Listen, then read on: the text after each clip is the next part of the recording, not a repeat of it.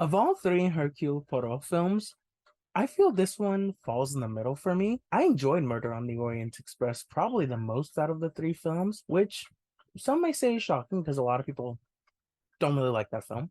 But I did. I connected with it when I first saw it, and I wanted to like this film more than I did. But I will say, to this film's credit, it was definitely an improvement over Death on the Nile. Hello, everyone, and welcome back to For the Agenda. If you're new here, welcome. My name is Huang, and on this channel, I essentially watch mainstream content and let you know if it is worth your time because your time is valuable and no one should tell you otherwise. So today, I'm going to be talking about A Haunting in Venice. This is the new Hercule Poirot film. And this time around, we are following celebrated sleuth Hercule Poirot, who is now retired and living in a self-imposed exile in Venice. But he reluctantly goes to attend a Halloween seance at a decaying, haunted palazzo after being invited to use his skills to try and debunk a supernatural claim of mysticism and haunting. But when one of the guests is murdered, Poirot is back on the case as he's thrusted into a sinister world of shadows and secrets. I have to warn you that this film has a possibility of putting you to sleep at one point if you're not invested in the story, because if you're watching this in a really cozy environment, like say you're streaming it at home or you're in the theater watching it and the lights are down and you're really comfortable, you're wearing that one comfortable hoodie that you just really enjoy and you feel like you're snuggling up in a blanket in, it's actually kind of not impossible to fall asleep during this film. And it's not that the film is bad or boring. It's just if you're not that invested, kind of has like that lullaby feel to it. That is, of course, unless you're easily scared by jump scares, because there are quite a bit of jump scares here, which were effective. I counted like three or four in terms of effective. And if you watch this film in a Dolby theater, you're probably going to feel the jump scares. If you're sleepy, it might even wake you up because the sound design here is quite effective. I mean, granted, jump scares were predictable, but they were effective. But I do like that this film is set during Halloween. Obviously, this is an adaptation of Halloween Party by Agatha Christie. The movie is a whodunit that happens to have supernatural horror film elements, which I liked. I like that balance of supernatural elements, what's real, what isn't, and reality.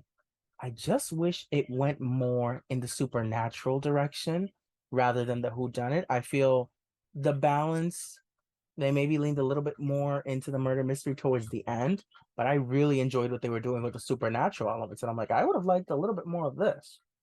Just a little bit more. Because one of my issues with this film is sometimes it wants to be a ghost story, other times it wants to be a murder mystery.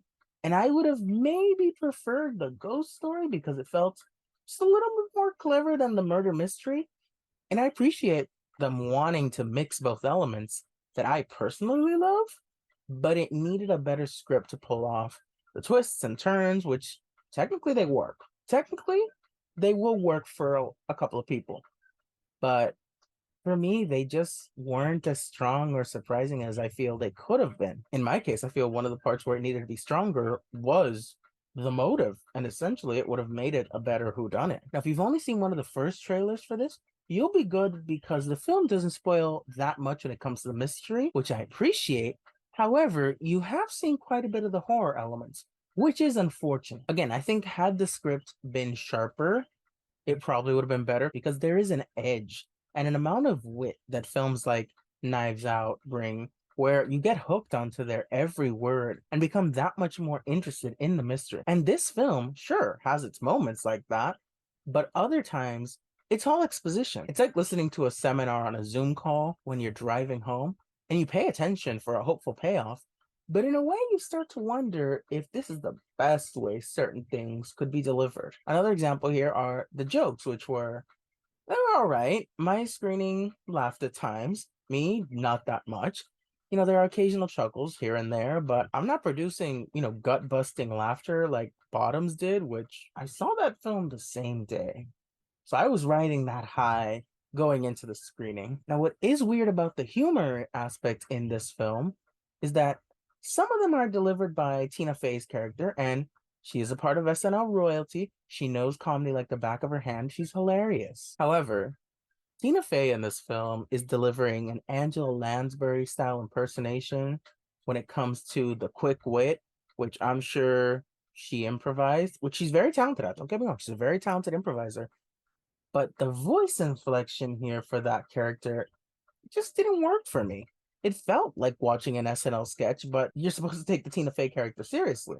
The role just didn't sparkle the way a dramatic actor usually can deliver. And I feel that is on the script and the choice to do that inflection in her voice. Because, between the choice of using a Jessica Fletcher style impersonation, the serious bits of dialogue she's given, and then going back to comedy, was a back and forth that I couldn't really get into. And I tried, but Poirot has that balancing act down that I feel Tina Fey's character was missing. And these two characters are supposed to be somewhat on a similar yet not exact scale. Yet I always felt like I was giving Poirot the advantage rather than Fey. Now, one of the aspects where I felt the film was really successful was convincing me that I need to get on a one-way trip to Italy immediately. I fell in love with Italy over the summer, and I've been wanting to return ever since. Being part Italian, I've always wanted to visit Italy, especially after hearing stories about it from my nonna. And even though I've been back for 3 months now, the amount of homesickness I'm feeling right now and felt just looking at Venice, which I have yet to visit, but it is insane the amount that I'm feeling. I really connected to Italy. My grandmother probably knew it was going to happen, but I was just not prepared for. I felt Venice was a beautiful place to set this film. I was so happy seeing Italy on screen in this film and seeing its beauty captured by Kenneth Branagh. Kenneth Branagh did the city justice. I thought he did a phenomenal job. He manages to capture the beauty while also showcasing the creepiness that could happen while traveling by boat at night. There, he nails it. He brings it to life. The colors here were breathtaking. The production design of this mansion was really cool. You wanted to stay away from there because you felt like something bad could happen, yet it was still so inviting that you wanted to explore every room. It was absolutely fantastic, and it made me even wonder what Kenneth Branagh's version of the recent Haunted Mansion would look like. Come to think of it, I think that actually could have been really cool, at least from a visual perspective. I love it when a murder mystery has a great atmosphere because it makes it easier to get drawn into the story. The camera work was also fantastic here, and it kept the movie interesting, and it's overall just a very well-directed film. I just wish it was that well written. And quite frankly, I like that more films are filming in Italy, and I'd like to see more of that, please. Keep them coming. Keep them coming my way. There's even a bridge in this film that you'll recognize from a fight sequence I loved in Mission Impossible: Dead Reckoning. And I thought that was so great to see. Italy, you will always be famous. Italy will always shine, even if the movie doesn't. Now, speaking of things that shine, Michelle Yeoh, she was really great in this. She's always great, but here, she is, in my opinion, the standout. I love the costuming and the hairstyling for her character. I thought they really did a great job with that.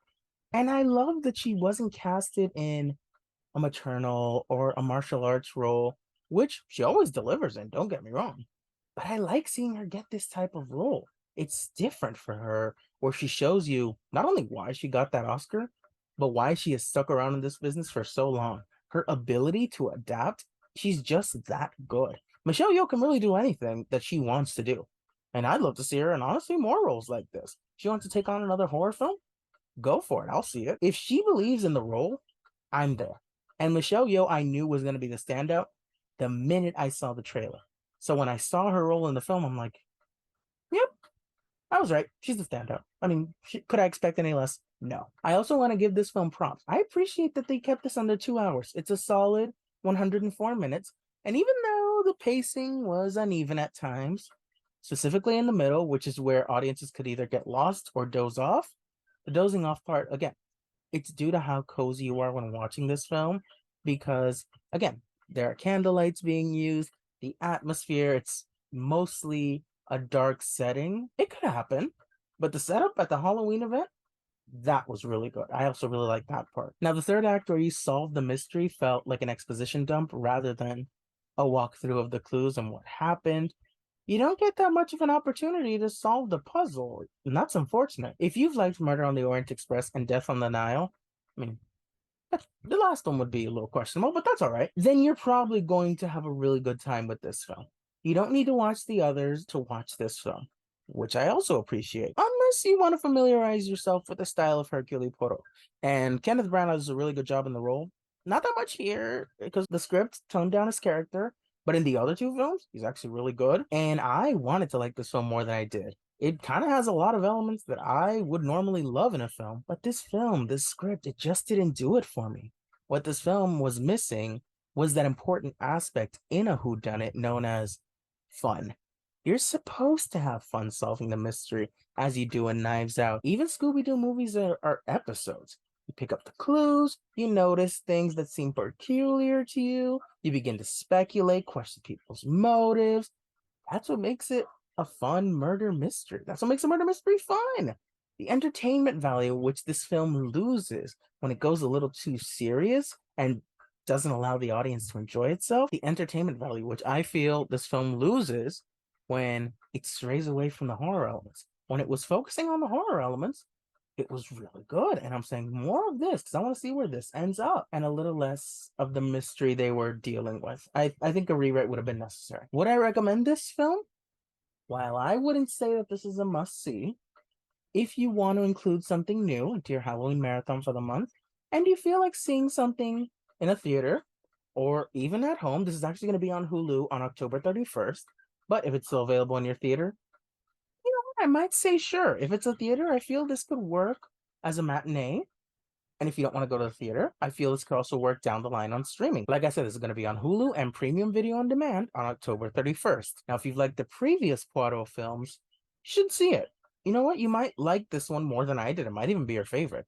Technically, if I saw Murder on the Orient Express on a rewatch and I liked it less than I did the first time, this might go up to first place. If Kenneth Branagh wants to make another Poirot film, I'll be honest, I would probably watch it, but if I were him, I would make sure it would have a really, really good script. And if there's another Agatha Christie novel set in Italy or a short story that he could adapt, and he wants to play off of that in Vacation in Italy and make this film, I'm just saying, take the hint, do it. So that is my review of A Haunting in Venice. Thank you so much for watching. If you like this video, you can hit the like button and subscribe. I'd greatly appreciate it. And you can follow me on Twitter and Letterboxd at Leading Mohicans. And remember, regardless of what others feel about the things you love, it is always for the agenda. Bye.